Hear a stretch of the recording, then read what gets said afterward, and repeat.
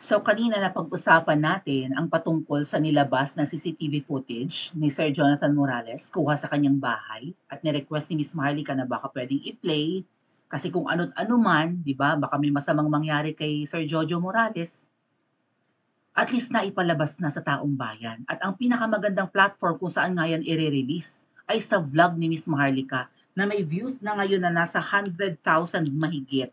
Check ko lang sa phone ko,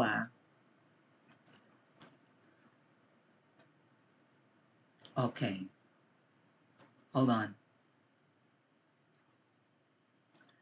Alright, nandito ako sa channel ni Miss Maharlika. Meron ng 128,000 views.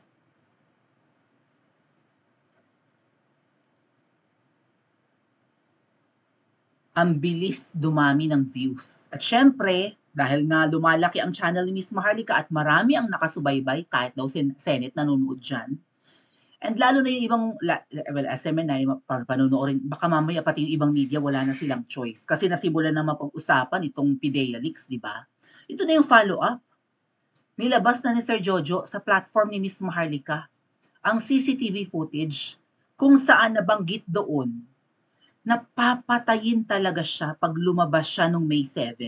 Itong CCTV footage po ay kuha nung May 1, a day after na lumabas siya sa Senate hearing.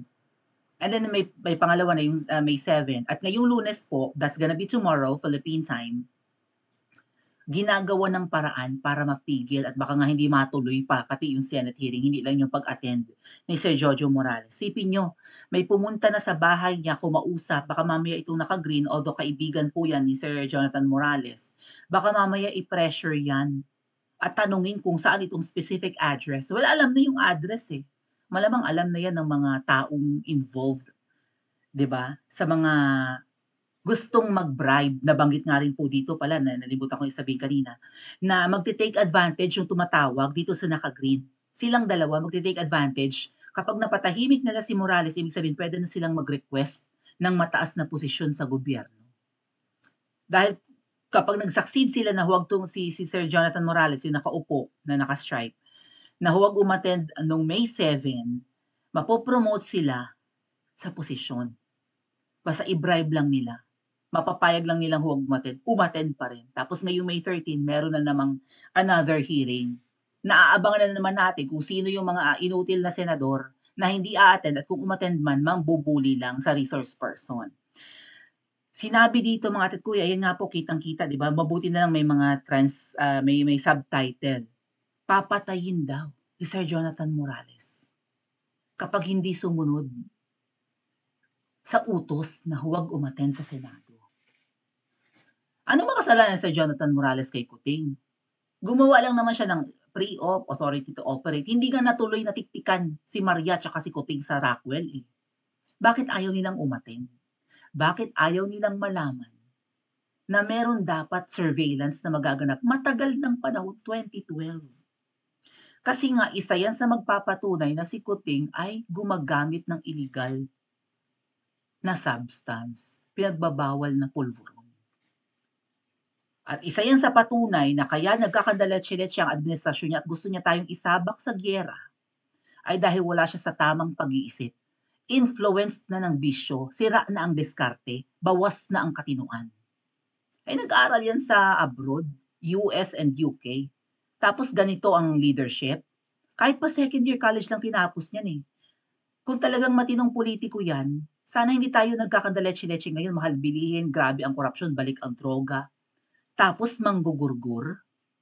Actually mga ate at kuya, meron ng nagurgur. Kung hindi man nagurgur, namatay. At nagtataka ang lahat after itong lumabas itong CCTV footage kung bakit parang may pattern. Ito po yung post ni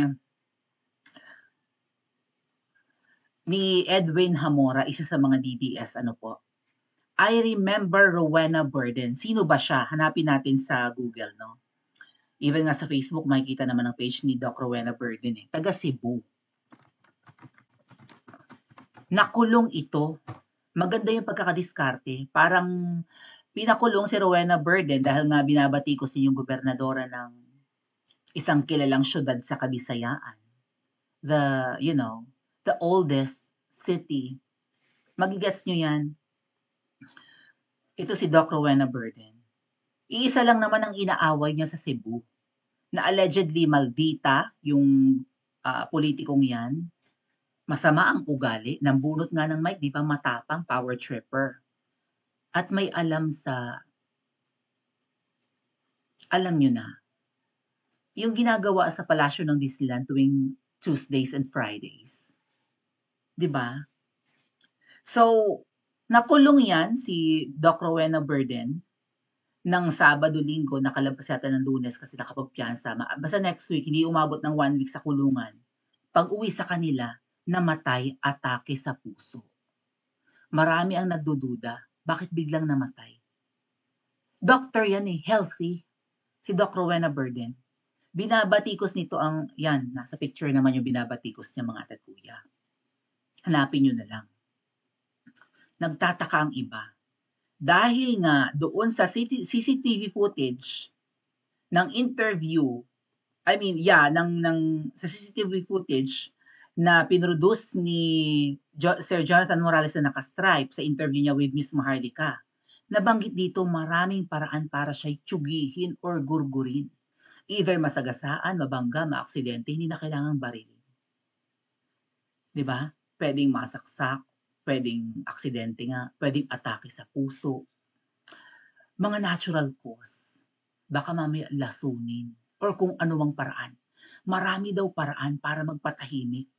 Rinig na rinig sa footage na ito mga ate at kuya. Kaya bumalik, last year lang naman namatay si Doc Rowena Burden. Bumalik na naman yung tanong ng iba. Ayan CCTV, hindi yan. Pero ito nga yung sinabi, ayan sabi ni Yu Chang, doon sa CCTV audio, 'di ba, sa voice recording ng CCTV. Siguraduhin mo pare na kaya mong patahimikin 'yan or 'wag nang magsalita, mag-testify sa Senate. Sabi nung kausap nung naka-green na naka-blur na 'yan sa picture. Nakikinig si Sir Jojo Morales, naka-speaker, para nga marinig niya yung sinasabi, 'di ba? Nung kausap nitong naka-green, kaibigan ni Sir Jojo 'tong naka-green, pumunta sa kanya at yun nga po pinararating niya yung mensahe. Nung tumatawag at kausap nga din nung tumatawag si James Kumar, tama ba yung pagkaka-recall ko sa paliwanag ni Miss Marlica at saka ni Sir Jojo? Yung tumatawag dito sa lalaki naka-green ay kausap na si Lam. Liza Araneta Marcos ang ibig sabihin ng Lam. Kilala siya as Lam. At saka yung James Kumar na isang Indian national na kaduda-duda ang mga negosyo sa Pilipinas. At maraming kaso sa Pilipinas. Anong sabi dito? Siguruhin mo pare na kaya mong patahimikin yan. Alam mo naman, marami na ngayon natitegi sa puso o disgrasya. Hindi na nabebeng-beng, di ba? Alam mo yan, matitegi bills yan. Or papatayin yan. Ayan meron ng, di ba, may subtitle yung video, nalagyan na ng subtitle, mabuti naman, para kung hindi man clear yung audio, at least nababasa, di ba? Marami nang nag-upload dito sa social media, mag-ingat nga lang po yung nag-share, baka Facebook nyo ang gurgurin. Si Dr. Rowena Burden, di ba namatay sa sakit sa puso yun? Nakakatakot na ngayon ha. May napanood lang akong video. Malamang ito yung video yung tinutukoy ni Edwin Hamora. Atake sa puso. Biglaan ang pagkamatay. Kasi ayaw tumigil ng Dr. Rowena Burden na i-expose ang mga anomalya ng politiko sa Kabisayaan. Na kaibigan ni Ma'am Shi at magkamukha pa sila na ano ba yun? Magkamukha sila ni Ma'am Shi na parang Mangko Friday. 'Di ba? Mangko. Mangko yung nilalagyan ng mga ulam-ulam at may sabaw. May isa pa mga ate at kuya. May isa pang nakaalala kay Doc. Naisip ko rin to Baka yung pagkamatay ni Doc Rowena Burden hindi natural. Baka mamaya habang nasa kulungan yan, syempre 2 days siyang na 'di ba, na kulong.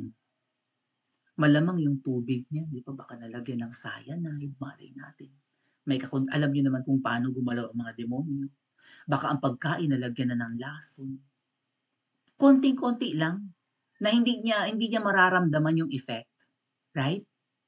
Or maybe tinusok-tusok na ang munyeka. Kasi mukha namang manunusok ng munyeka yung kalaban ni Doc Rowena Berdin, eh, na kaibigang-kaibigan ni Ma'am Shi. Oh, basta't namatay sa sakit ng sa sakit sa puso. Hindi binangbang, hindi binaril, kahit na mabigat yung kalaban niya or binabatikos niya sa kabisayaan. At balak din niyang batikusin si Kuting, 'di ba? Wina-warningan na niya si Kuting ni Rowena Berdin, eh. Oh, eto pa, hindi na daw uso sabi ni Pebbles ang bangbang. Disgrasya at sakit sa puso na daw ang uso ngayon. Yan ba yung ginawa, 'di ba? Yun yung sinabi sa CCTV footage ni ano eh, ni Sir Jonathan narinig sa phone call. Yan ba yung ginawa ninyo kay Rowena Berdin na matay sa sakit sa puso pagkalabas sa kulungan? Biglang inatake sa puso? Hindi kaya nilason? Bukayo. Ibig sabihin ng bukayo, booking. Hindi ko alam kung kinremake kaagad si Dr. Rowena Berdin. Teka lang, may comment dito na parang maganda. May bago ngayong powder. Injection or tablet to have silent death. What? Sabi nung nag-comment, may bago daw ngayong pulbos eh. Or injection or tableta to have silent death. Sasapitin ng bibigyan nito, muscle of the heart ang tatargetin. Slowly but surely, patay. Dapat may gwardiya si Jonathan Morales at ang pamilya niya every minute. Sir JM or Jonathan Morales, magdala ka ng sarili mong tubig at pagkain. Protect JM. So, di ba merong mga ganon, yung parang, I'm not sure if that is a muscle relaxant kind of powder na kapag tinake mo yan or na-take mo yan, parang marerelax yung muscle mo, masarap tulog mo, mapapahinga ka, makakalma ka. Parang mga Valium yan, eh, yung Valium tini-take ng mga may mga depression or something. Basta parang some kind of a muscle relaxant. Ay ang puso ay muscle. 'Pag nag-relax ang puso mo at hindi na nag-pump ng dugo at hindi na masyadong nag-function kasi nga kumalma, kalma ka habang buhay. So tama po, mag-ingat. Kung ayaw ka nilang kapag binangbang kasi, binaril kasi si Dr. Rowena Berdin or si Jonathan Morales, halata na pinapatay para tumahimik. Whereas kung inatake sa puso, 'di ba, na stroke or kung ano pa man, na high blood or kung ano pa man nangyari, nabangga, na aksidente, Diyos ko po yung asawa nga ni Lugaw, eh, nakakapagtaka yung pag-crash ng eroplano nun, eh. Baka may mga alam si Jesse Robredo na kailangan siyang mapatahimik. Narinig ko may blue book din yan siya, eh. Baka nandun nga raw yung pangalan ni Kuting. May post ako nakitang ganyan. Not sure if pakita ko sa inyo para baka sabihin niyo fake news tayo, ha. Hold on. Open ko lang. May nagbanggit niyan, eh. Kasi kung sa akin yun lang marinig baka hindi kayo maniwala. Oh! Was it SAS? Hindi si SAS. Teka, hanapin ko lang mga ate at kuya. Hold on. Blue book, hinahanap ko sa mga nakasave kong blue folders, yan nabanggit ni SAS, blue folders.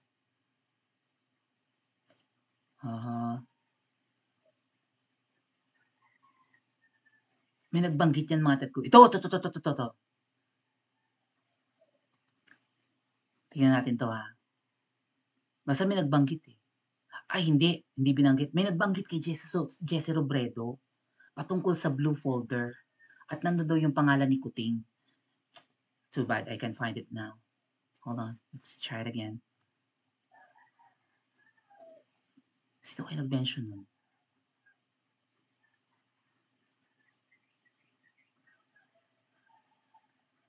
Hold on.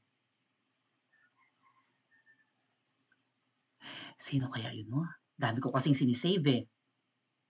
But meron daw din blue book si Jesse Robredo at nandun ang pangalan ni Kuting.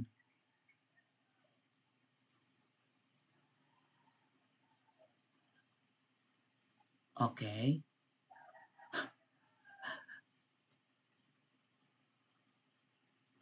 Okay. Anyway, So, yeah, 'di ba? Kung ano man yung mga sikretong 'yan na ayaw nilang lumabas, willing silang tumegi.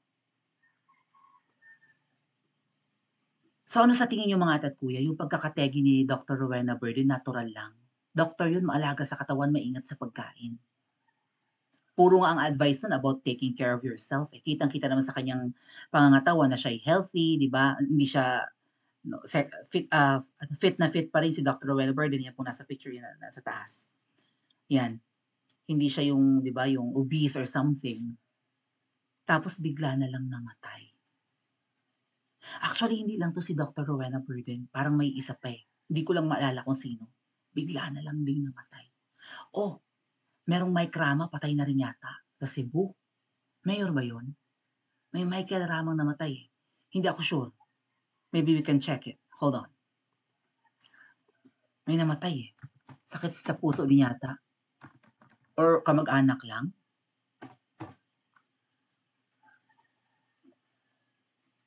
Michael Rama?